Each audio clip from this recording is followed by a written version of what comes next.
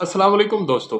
हम जब भी किसी महफ़िल में जाएँ तो हर इंसान की ये ख्वाहिश होती है कि वो अपने आप को उस महफ़िल में ख़ास महसूस करे। अब या तो इंसान किसी नक़्स यानी फ़ॉल्ट की वजह से जाना जा सकता है या फिर किसी खूबी की वजह से।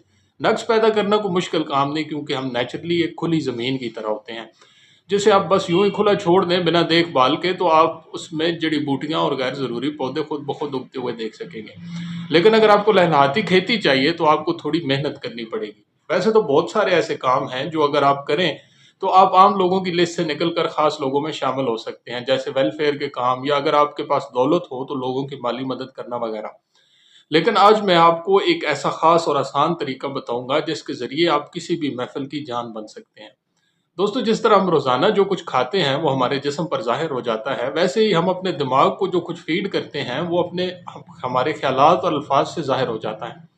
हमारा दिमाग मुश्किल से मुश्किल हालात में सर्वाइव करने वाले लोगों को पसंद करता है।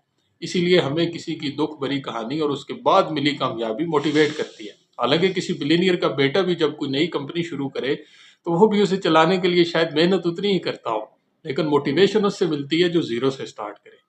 इसी तरह जिस माशरे में किसी खास अच्छे काम की कमी हो, उस माशरे में वो स्पेसिफिक काम जीरो से स्टार्ट करने से आप खास बन जाएंगे। आगे बढ़ने से पहले मैं आपसे एक छोटा सा सवाल करना चाहूँगा। वो ये कि किताबें पढ़ने वाले लोग आपकी नज़र में कैसे हैं?